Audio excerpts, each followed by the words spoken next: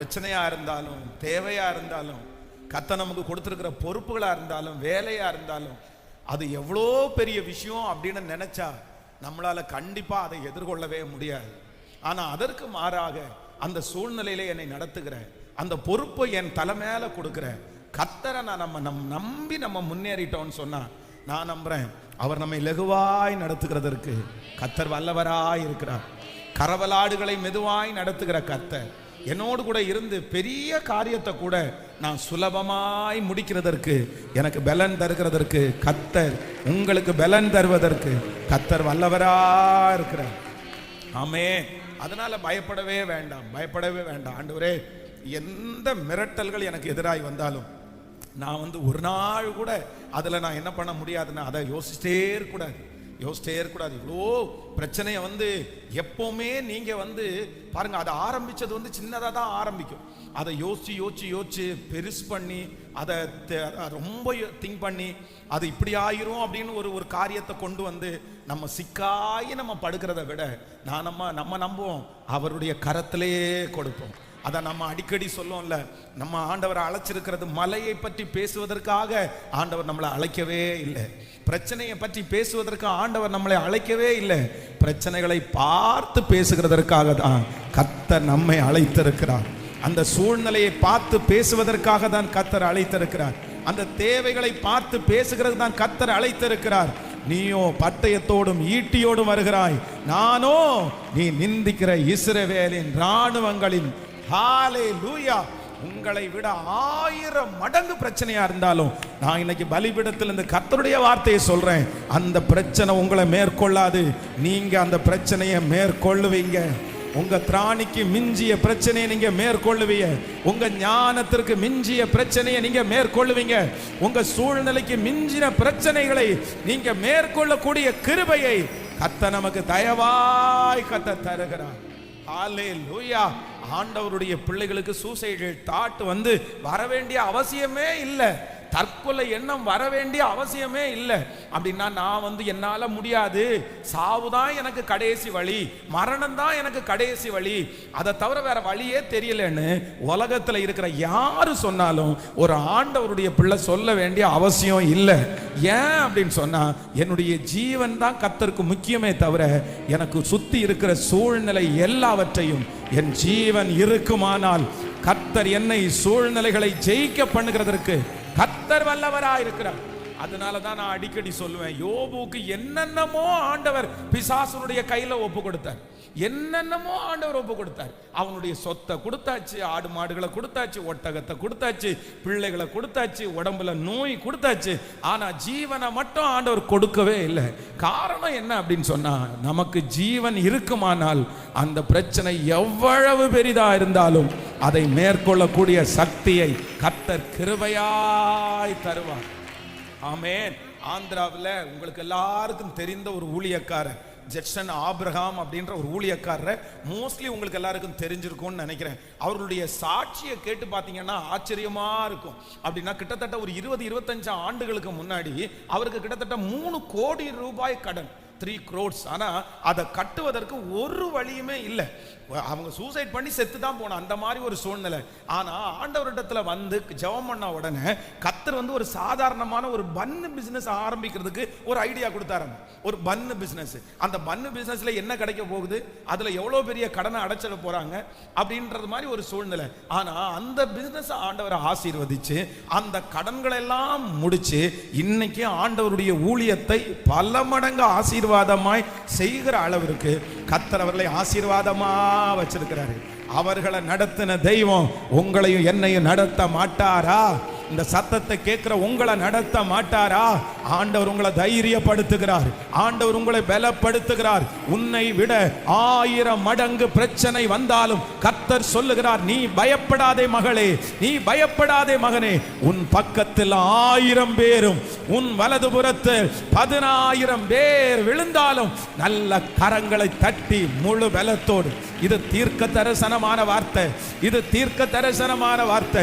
உன் பக்கத்தில் 1000 பேரும் உன் வலதுபுறத்தில் 10,000 பேர் விழுந்தாலும் அது உன்னை அணுகாது. உன் கண்களால் மாத்திரம் நீ அதை பார்த்து துன்மார்க்கருக்கு வரும் பலனை நீ காண்பாய். ஆகையால் பொல்லாப்பு உனக்கு நேரிடாது. வாதை உன் கூடாரத்தை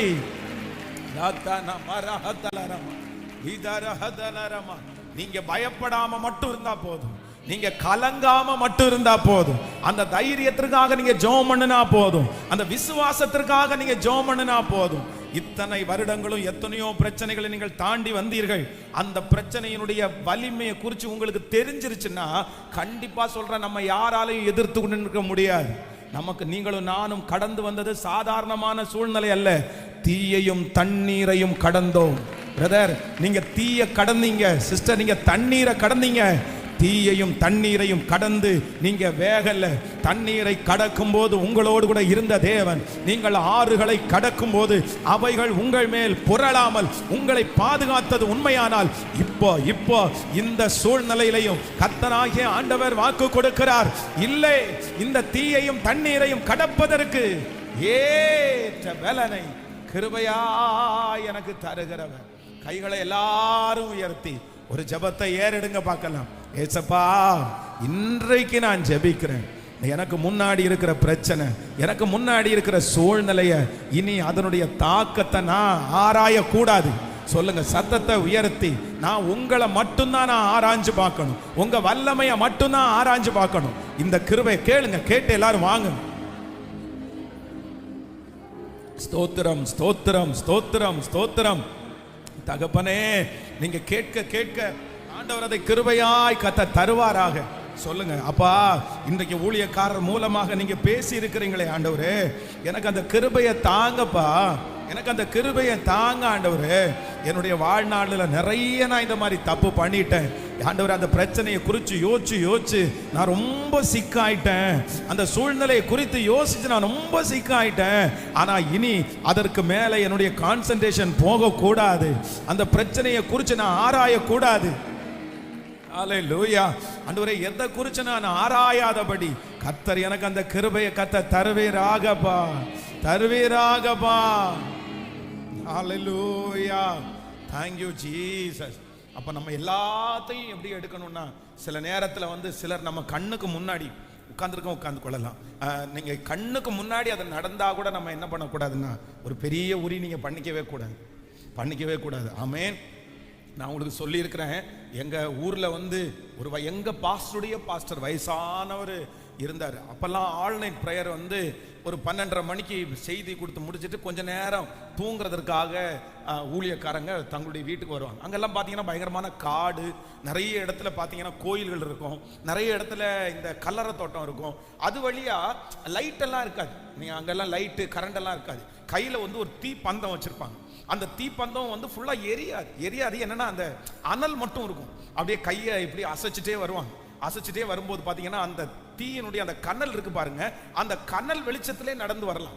அது பழகினவங்களுக்கு ஈஸியாக நடந்து வரலாம். நமக்கு தான் அது இருட்டா தெரியும். ஆனால் நம்ம நாளாக நடந்துருக்கிறோம். அப்படி நடக்கும்போது ஒன்றும் நமக்கு லைட்டெல்லாம் தேவையில்லை, இருட்டா இருக்கும். ஆனால் நம்ம கரெக்டாக நடந்து போவோம், குழியிலெல்லாம் விழ மாட்டோம். அதனால் அந்த நடந்து அந்த மாதிரி பழக்கமானது. அப்போ அந்த ராத்திரி 12 மணி 1 மணிக்கு ப்ரேயர் முடிச்சுட்டு அப்படியே வருவாங்க. வரும்போது அந்த ஊழியக்காரர் பாருங்க, வரும்போது பயங்கரமான மழை வந்த உடனே அவருக்கு ஒதுங்கணும். சரி, இந்த மழையை நனையக்கூடாது அப்படின்னு சொல்லிட்டு எங்கன்னு தேடுனா ஒரு இடத்துல ஒரு சின்ன ஒரு கோயில் மாதிரி இருந்தால் அதனுடைய வாசல்ல வராண்டால அவ்வளோதான் படுத்துட்டாராம். அது நடந்த சம்பவம். படுத்த உடனே கொஞ்ச நேரத்தில் ஒரு 10 நிமிஷத்துக்குள்ள ஒரு வயசானவர் தட்டி எழுப்பி, எப்பா ஒரு கொடையை கையில் கொடுத்தாரம்மா. நீ யாருப்பா இந்த நைட்டில் என்கிட்ட கொடையை கொடுக்குறேன்னு கேட்டா, இல்லை, நீங்கள் இங்கே படுத்திருக்கிறனால இங்கே இருக்கிற என்னுடைய ஆள் என்னை தூங்க விடாமல் எழுப்பி ஒருத்தன் படுத்து கிடக்குறான். அவன் அங்கே வராண்டால இருக்கிற வரைக்கும் என்னால் உள்ள உட்கார முடியல, எனக்கு அக்கினியாக எரியுது, அதனால முதல்ல அந்த ஆளை அனுப்பிவிடு அப்படின்னு என்ன தொந்தரவு பண்ணுது. அதனால நீங்கள் தயவு செய்து போங்கயா அப்படின்னு. அட, நான் போக முடியாது, நான் நாளைக்கு காலைல போகிறேன், கொஞ்ச நேரம் மழை தரணும்மா, நீங்கள் தயவு செய்து போங்க, கொடை தராட்டி கூட பரவாயில்ல அப்படின்ட்டு அந்த இரவில் அந்த மனுஷன் அந்த ஊழியக்காரரை அனுப்பி விட்டார். அப்போ அந்த ஊழியக்காரங்கெல்லாம் பார்த்து, நம்மளா இருந்தா நைட்டு 12 மணிக்கு அப்படி நடந்து வரணும்னா பெரிய தீர்மானம் எல்லாம் போடுவோம். நம்ம போகிற வழியில் கரண்ட் இருக்கா, நம்ம போகிற வழியில் கலர் தோட்டம் ஏதாவது இருக்குதா, ஏதாவது பிசாசு வருமா அப்படின்னு அந்த மாதிரிலாம் நிறைய யோசிப்போம். ஆனால் அந்த பரிசுத்தவான்கள் எல்லாம் என்ன பண்ணலைன்னா, எதிரியை குறிச்சோ பிசாசை குறிச்சோ என்ன பண்ணலை, அவங்க யோசிக்கவே இல்லை. அவங்களுடைய பிரயாணத்தில் அதை குறித்து அவங்க திங்க் பண்ணவே இல்லை. நாளைக்கு சாப்பாடு கிடைக்குமா அதை யோசிக்கவே இல்லை.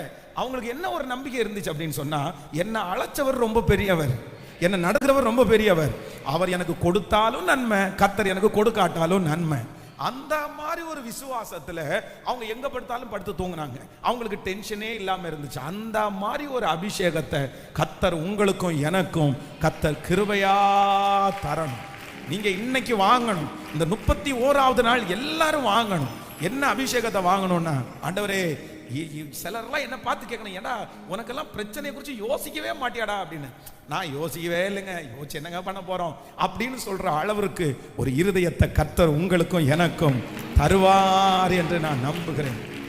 ஹல்லேலூயா. கைகளை அசைத்து ஒரு ஹல்லேலூயா சொல்லலாம். நம்ம அப்படி இல்லை. யாராவது ஒருத்தர் கொஞ்சம் தலைவலியா போய் ஜெபம் பண்ணும்போது, எனக்கு என்னமோ உனக்கு ஒரு சின்ன கட்டு இருக்கிறது மாதிரி தெரியுது அப்படின்னு லைட்டாக சொன்னா போதும். அடுத்த நாள் நம்ம ஆட்கள் அங்கே போய் நின்றுட்டு, எனக்கு என்னமோ கட்டு இருக்காமே, கொஞ்சம் முடிஞ்ச வரைக்கும் ஊழியக்காரத்தில் போய் கொஞ்சம் ஜெபம் பண்ணி சொல்றீங்களா பாஸ்டர், யார் கட்டு வச்சா அப்படின்னு அப்படி கேட்கறது இல்லை. அப்படின்னா இன்னும் ரொம்ப பின்மாற்றத்தில் இருக்கிறவங்க வேற எங்கேயாவது போயிடுவாங்க. போயிட்டு அது என்ன கட்டு, அது என்ன இருக்கலாம் அப்படின்னு அதை குறித்து ஆராய்வார்கள். இல்லவே இல்லை. உலகத்தில் இருக்கிறவனை விட எனக்குள்ளே இருக்கிற இயேசு அவர் பெரியவர், அவர் பெரியவர். ஆமென். வெள்ளம் போல சாத்தான் வந்தாலும் ஆவிதாமே ஓடி பிடிப்பா. வெள்ளம் போல சாத்தான் வந்தாலும் ஆவிதாமே கோடி பிடிப்பா. அஞ்சாதே என் மகனே, தினம் அஞ்சாதே என் மகளே, அஞ்சாதே என் மகனே, நீ அஞ்சாதே என். கைகளை மேல தட்டி வெற்றி கோடி பிடித்திடுவோம்.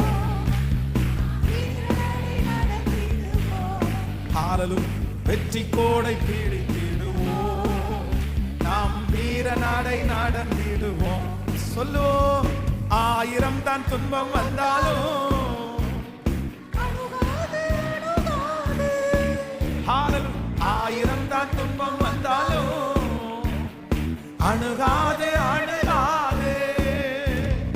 ஆவியின் பட்டயம் உண்டு, நம் அலகை வென்று விட்டு.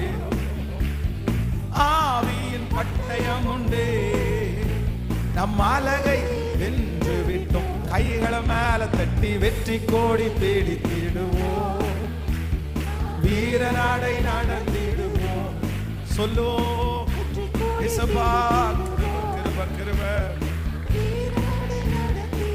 கோலியாத்தை கோலியாத்தை முறியடிப்போம்.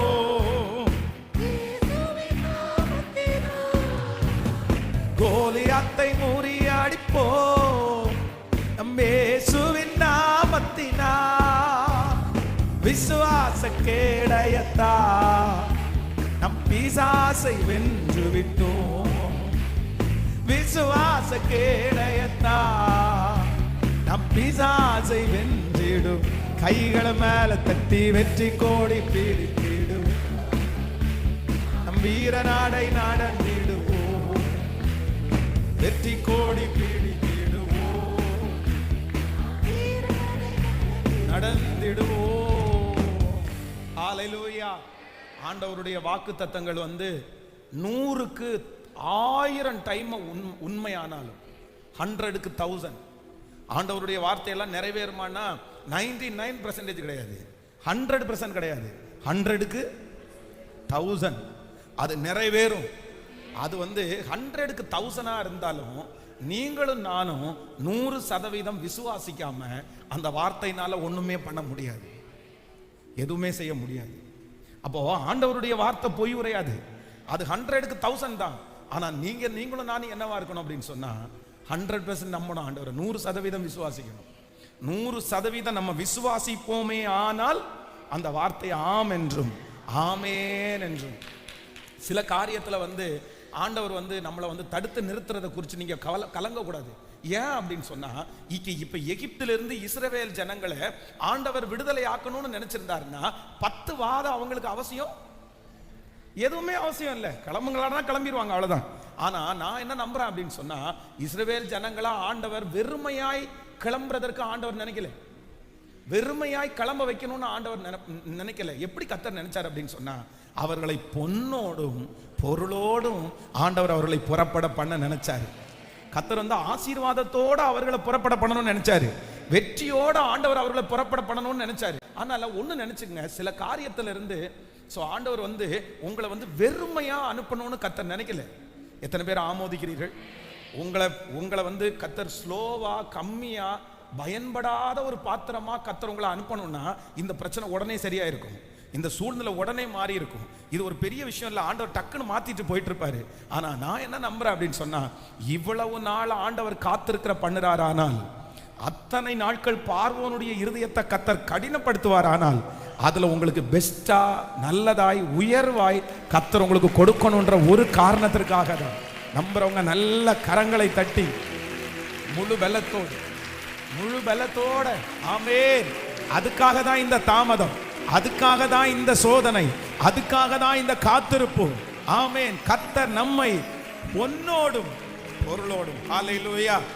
இந்த வாதை வருவதற்கு முன்னாடி, இந்த வாதை வர்றதுக்கு முன்னாடி ஒருவேளை இஸ்ரவேல் ஜனங்கள் வந்து நாங்க கிளம்புறோம்னு சொல்லியிருந்தா, எகிப்து ஜனங்கள் என்ன சொல்லியிருப்பாங்க சொல்லுங்க? என்ன சொல்லியிருப்பாங்க? அவங்க வந்து அவ்வளவு பீஸ்ஃபுல்லா அவ்வளவு சமாதானமா நீங்க போங்கன்னு அனுப்பி விட்டுருக்க மாட்டாங்க.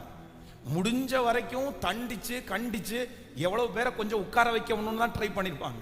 ஆனா இப்ப என்ன நடக்குதுன்னா, இந்த 10 வாதம் முடிஞ்சதுக்கு பிற்பாடு தயவு செய்து போங்க, உங்களுக்கு என்ன வேணும், உங்களுக்கு என்ன வேணும், நீங்க சம்பாரிச்சு கொடுத்தது மொத்தத்தையும் கொடுத்துரும், நீங்க மட்டும் இங்க இருக்க வேண்டாம். இது யாருடைய செயல் என்றால், அதனால கர்த்தர் வந்து சில இடத்துல உங்களை தாமதம் பண்றாரா, கர்த்தர் உங்களை காத்திருக்க பண்றாரா, எதுவுமே உங்களுக்கு நடக்காத மாதிரி தெரியுதா, நீங்க கவலையப்படாதீங்க.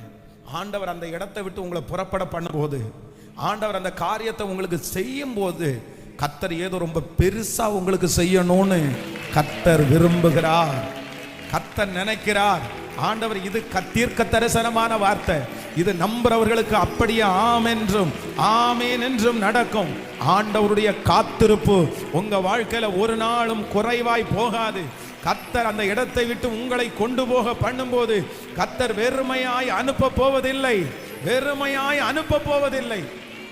ஹல்லேலூயா. ஏதோ ஒன்றை ஆண்டவர் செய்ய போகிறார். கைகளை உயர்த்தி சொல்லுவோம், நான் நம்புறேன், விசுவாசிக்கிறேன் ஆண்டவரே. என்னுடைய வாழ்க்கையினுடைய கால தாமதத்திற்கு ஒரு காரணம் உண்டு. கர்த்தர் என்னை வெறுமையாய் அனுப்புவதற்கு நீர் சித்தம் வைக்கிறவர் அல்ல. ஹல்லேலூயா. ஆமென். பரலோகத்திலே நிறைய பேருடைய பெயர்கள் எழுதப்பட்டிருக்கிறது. பரலோகத்திலே நிறைய பேர் பெரிய ஆட்களா இருக்கிறாங்க. ஆனா பூமியில இருக்கிற நிறைய பேருக்கு அவங்கள குறிச்சு சுத்தமா தெரியாது.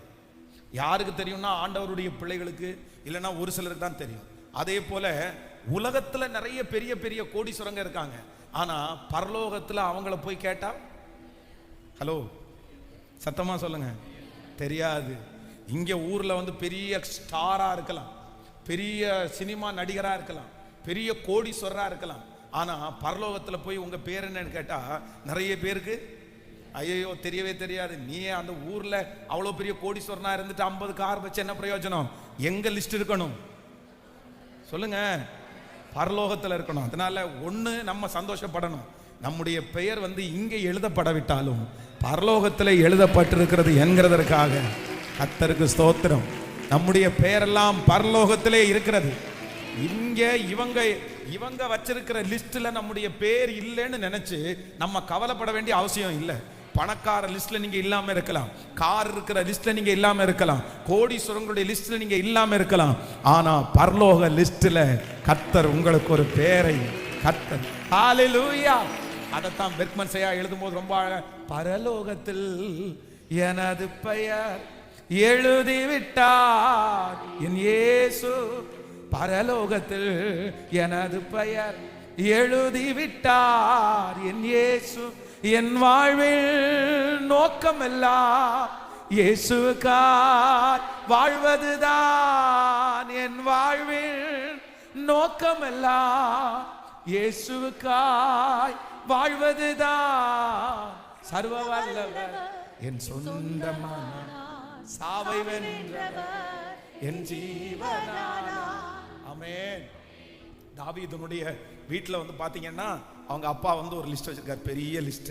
மூத்தவன், அடுத்தவன், அடுத்தவன் அப்படின்னு லிஸ்ட் வச்சு. யாருடைய பேர் இல்லை, யாருடைய பேர் இல்லை, அப்பா எழுதின லிஸ்ட்ல தாவீதுனுடைய பேரு இல்லை. சாமுவேல் தீர்க்கதரிசி எழுதின லிஸ்ட்ல தாவீதுனுடைய பேரு இல்லை. ஆனா ஆண்டவர் கையில் ஒரு லிஸ்ட் இருந்துச்சு. அந்த லிஸ்ட்ல மற்றவன் யார் பேரும் இல்லை, ஒரே ஒருத்தனுடைய பேர் மட்டும்தான் இருக்கிறது, தாவீதுனுடைய பேர். ஹல்லேலூயா. நான் நம்புறேன் இந்த சத்தத்தை கேட்கிற ஆண்டவருடைய பிள்ளையே, அவர்களுடைய லிஸ்ட்ல 1000 பேரை எழுதட்டும், ஆனா அப்பா கையில வச்சிருக்கிற லிஸ்ட்ல உங்க குடும்பத்துல, உங்க வம்சத்துல, உங்க தெருவில் ஆண்டவர் உங்க பேரை எழுதி இருக்கிறதற்காக நல்ல கரங்களை தட்டி முழு பலத்தோடு நன்றி சொல்லுவோம். ஆமென். அம்மாவுடைய லிஸ்ட்ல உங்க பேர் இல்லாட்டி என்ன, அப்பா எழுதாட்டி என்ன, சொந்தக்காரங்க எழுதாட்டி என்ன, கர்த்தர் உங்களை எழுதி வச்சிருக்கிறாரு. கர்த்தர் உங்களை எழுதி வச்சிருக்கிறாரு. சீக்கிரத்தில் உங்களை தேடி அந்த அழைப்பு வரும், உங்களை தேடி அந்த அபிஷேகம் வரும், உங்களை தேடி அந்த மகிமை வரும். கர்த்தர் உங்களை மறைந்திருக்க விட மாட்டார், மறைந்திருக்க விட மாட்டார். ஹல்லேலூயா. ஆனா இப்போ நான் என்னத்துக்காக ஜெபிக்கணும்னு நான் நினைக்கிறேன்னா, இன்னொரு காரியத்திற்காக ஜெபிக்கணும். இப்போ இந்த 2 இடத்துலயும் ஒரு சிலருடைய லிஸ்ட் இருக்கும். எங்கேயும் இருக்கும், பரலோகத்திலையும். பரலோகத்துல நம்ம வந்து ஆண்டவருக்காக ஊழியம் செஞ்சோம், பரிசுத்தமா வாழ்ந்தோம்னா அங்கேயும் அந்த லிஸ்ட்ல பேர் வாங்கணும்.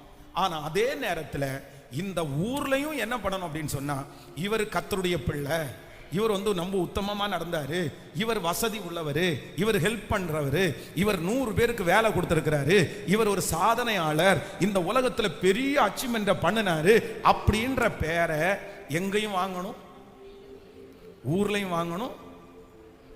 சத்தமா சொல்லுங்க.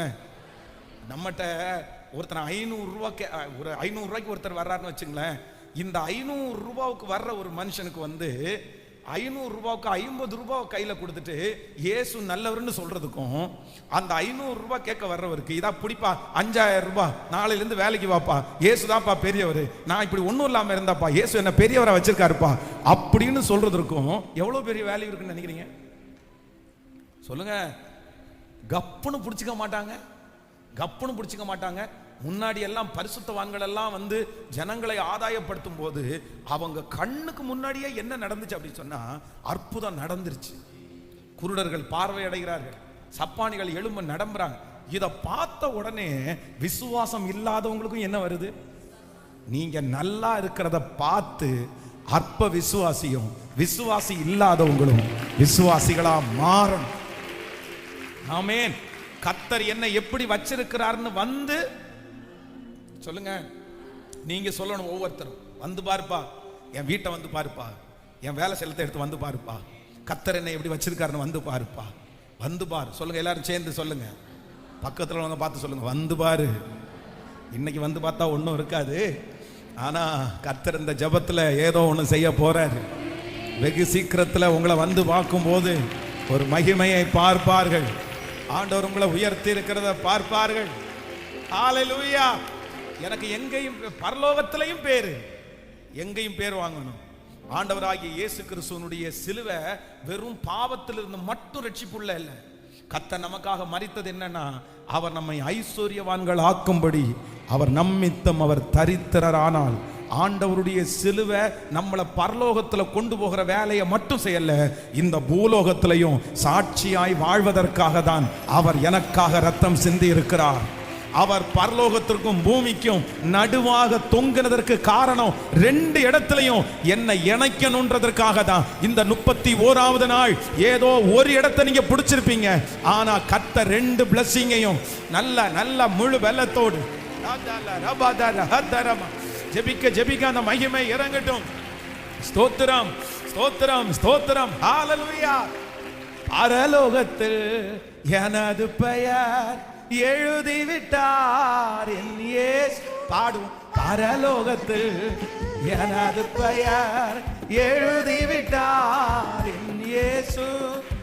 வாழ்வில் நோக்கமெல்லாம் இயேசுவுக்காய் வாழ்வதுதான். என் வாழ்வில் நோக்கமெல்லாம் இயேசுவுக்காய் வாழ்வதுதான். சர்வ வல்லவர் என் சொந்தமானா, சாவை வென்றவர் என் ஜீவனானா. சர்வ வல்லவர் சாவை வென்றவர் என் மனவாளன். ஆமென். இந்த பாட்டை இப்படி பாடக்கூடாது, நம்ம ரொம்ப குஷியா தான் பாடணும். என்ன ஆமென். நமக்கு பேர் எங்க எழுதப்பட்டிருக்கிறது? ஹல்லேலூயா. அங்கேயும் நமக்கு பேரு. ஆமென். விசுவாசிக்கிறீங்களா இல்லையா? முதல் இரத்த சாட்சியாய் மரித்த ஸ்தேவானுக்கு எங்கெல்லாம் பேரு? பரலோகத்தில் அவனுடைய காரியத்தை வரவேற்கிறதுக்கு தூதர்கள் எழுப்பி நிற்கிறாங்க. ஆனா அதே ஸ்தேவான இன்னைக்கு இருக்கிற ஜெனரேஷன் வரைக்கும் நம்ம வாசிக்கிறோமா? ஸ்தேவான் ஸ்தேவான்னு சொல்றோமா? ஸ்தேவானுக்கு இங்கேயும் பேரு, உங்களுக்கும் இங்கேயும் பேரு, பரலோகத்திலையும் பேரு. ஹல்லேலூயா. இங்கேயும் ஆண்டவர் உங்களை சாட்சியா நிறுத்த போறாரு. இங்கேயும் தேவனுக்காக பற்றி எரிகிறவர்களாய் மாற போகிறீர்கள். பரலோகத்திலையும் உங்களுக்கு தனி இடம் கிடைக்க போகுது. இந்த வார்த்தையை ஆண்டவர் கொடுத்ததுல இருந்து நான் ஜெபம் பண்ணிட்டு இருக்கிறேன். இன்னைக்கு அப்படிதான் ஜெபம் பண்ணி விட்டேன். பரலோகத்துல பென்ஸ் அப்படின்னு ஒருவேளை அப்படியே முடிஞ்சு இறந்து போகும்போது தூதர்கள் கூட்டிட்டு போறாங்கன்னா, பரலோகத்துல வராரியா வராரியா பென்ஸ் வராரியா, அவ்வளவுதான். ரத்தினபுரியில ஊழியம் செஞ்சாரு, நிறைய பேருக்கு ஊழியம் செஞ்சாரு அப்படின்னு தூதர்கள் எல்லாம் எழுமினு கைத்தட்டி வெல்கம், வாங்க பரலோகம் உங்களை வரவேற்கிறது அப்படின்னு ஒரு டீம் அப்படியே கைத்தட்டி வரவேற்பாங்க. ஆனா அதே ஆண்டவருடைய வருகை தாமதிச்சா இந்த பூமியிலையும் இன்னும் கொஞ்சம் ஏஜ் ஆகும்போது பென்ஸ் பாஸ்டர் தெரியுமே, அது ஆண்டவருக்காக பெரிய ஊழியம் செஞ்சவர் இல்லை அப்படின்ற பேரை இங்கேயும் வாங்கிடணும் அப்படின்னு நான் ஜெபம் பண்ணிட்டு வந்திருக்கிறேன்.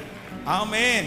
நீங்களும் அப்படித்தான். ஒவ்வொருத்தரும் பரலோகத்திலையும் என்னுடைய பேர், இந்த பூமியிலையும் நான் சாட்சியா வாழணும். 100 பேருக்கு கர்த்தர் சாட்சியா நிறுத்தணும். 1000 பேருக்கு உங்களை சாட்சியா நிறுத்தணும். நீங்க குடியிருக்கிற இடத்துல கர்த்தர் உங்களை சாட்சியா நிறுத்தணும். நீங்க ஒர்க் பண்ற அந்த தெருவில் கர்த்தர் உங்களை சாட்சியா நிறுத்தணும். ஹல்லேலூயா. இங்கேயும் நீங்கள் சளைத்தவர்கள் அல்ல என்கிறத கர்த்தர் நிரூபிப்பான். இது தீர்க்க தரிசனமான வார்த்தை. இது இன்னைக்கு நடக்காதது போல தோணலாம், இன்னைக்கு அதுக்குரிய ஒரு ஏதும் இல்லாமல் இருக்கலாம். ஆனா கர்த்தர் உங்களை அதற்கு நேராய் நகர்த்தி கொண்டு போவார். அந்த தரிசனத்தை இன்னைக்கு கர்த்தர் உங்களுக்கு வைக்கிறார். காற்றையும் காண மாட்டாய், மழையையும் பார்க்க மாட்டாய், ஆனாலும் பள்ளத்தாக்கு தண்ணீரால் நிரப்பப்படும். ஹல்லேலூயா. இப்ப கைகளை எல்லாரும் தட்டி பாடுவோம். பரலோகத்தில் எனது பெயர் எழுதிவிட்டார். சத்தமாய் எனது பெயர் எழுதிவிட்டார். என் இயேசு என் வாழ்வில் நோக்கமல்ல, இயேசுவுக்காய் வாழ்வதுதான்.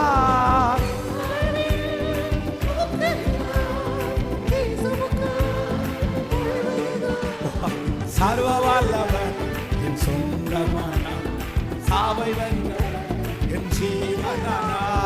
சர்வ வல்லவர் என் எஜமான, சாவை வென்றவர் என் மனவாளன். ஆஹா, இது அதிசயம் தானே, ஓஹோ இது உண்மைதானே. ஆஹா, இது அதிசயம் தானே, ஓஹோ இது உண்மைதானே. சந்தோஷமும் சமாதானமும் என்னுள்ளத்து உங்குதையா. சந்தோஷமும் சமாதானமும் என்னுள்ளத்தில் உங்குதையா. பாவமெல்லாம் போக்கிவிட்டான், பயங்கள் எல்லாம் நீக்கிவிட்டான், பயங்கள் எல்லாம் நீக்கிவிட்டான். சர்வ வல்லவர் என் சொந்தமான, சாவை வென்றவர் என் ஜீவனானா.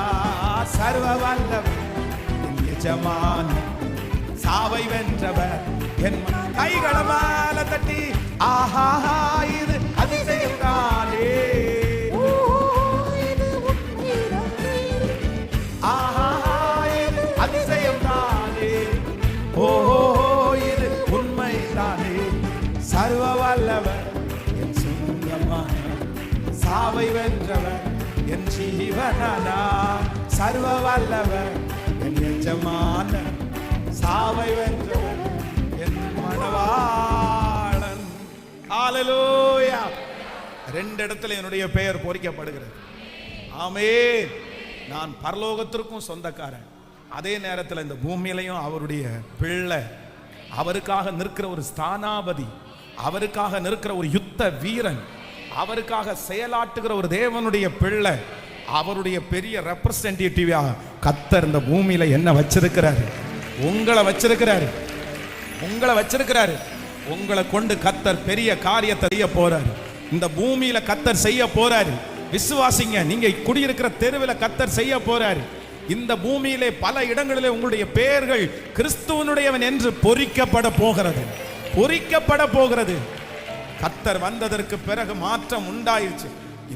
இந்த உலகத்துல நம்ம தான் கர்த்தருக்கு சாட்சி. நீங்க தான் ஆண்டவருக்கு சாட்சி.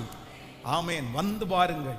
இதே வார்த்தையை கர்த்தருடைய வருகை தாமதிச்சா 10 வருஷம் தாண்டி நீங்க சொல்லுவீங்க, வந்து பார், வந்து பார்.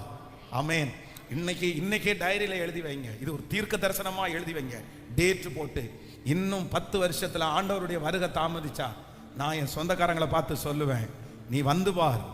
பெருமைப்படுத்துறதுக்கு இல்ல, கர்த்தர் என்னை எப்படி நடத்தினாருன்னு வந்து பார். ஆமென். சுற்றி இருக்கிறவங்களை பார்த்து நீங்க சொல்லுங்க, வந்து பார், நீ வந்து பார், கர்த்தர் என்னை எப்படி வச்சிருக்காருன்னு வந்து பார். அவங்க வந்து பார்த்தோன்னா ஆச்சரியப்படுவார்கள். அதனால இன்றைக்கு கர்த்தர் இந்த ஆரம்பத்தில் சொன்ன அத்தனை நல்வார்த்தைகளையும் உங்கள் தலையின் மேல் அப்படியே நிறைவேற்றுவாரா. நம்ம எல்லாம் ஒருத்தருடைய லிஸ்ட்ல இருக்கிறோம். நம்ம பெருமைப்பட போனோம். இந்த 100 நாள் ஜபத்துல எத்தனையோ பேர் இருந்தாலும், ஆனா நீங்களும் நானும் மட்டும் கலந்துக்கிறோம்னா ஒரு காரணம் இருக்குது, ஒரு நோக்கம் இருக்குது. என்ன நோக்கம்னா, கர்த்தர் ஒரு பெரிய காரியத்திற்கு நேராய் நம்மளை நகர்த்திட்டு போறாரு. அந்த லிஸ்ட்ல கர்த்தர் அடிமையாகிய பிரயோஜனமற்ற நம்ம பேரை கர்த்தர் எழுதி இருக்கிறார். அதனால தான் இந்த ஜபத்துல நம்ம இருக்க முடியுது. அதனால தான் இந்த சத்தத்தை கேட்க பண்ணினார். அதனால தான் நம்ம வீட்டில் இந்த சத்தம் கேட்குது. இந்த சத்தம் உங்க காதுகளில் கேட்கிறதுக்கு ஒரு நோக்கம் உண்டு. அவருடைய லிஸ்ட்ல கர்த்தர் உங்களை வச்சிருக்கிறாரு. கர்த்தருடைய லிஸ்ட்ல கைகளை உயர்த்தி நன்றி அப்பா, நன்றி.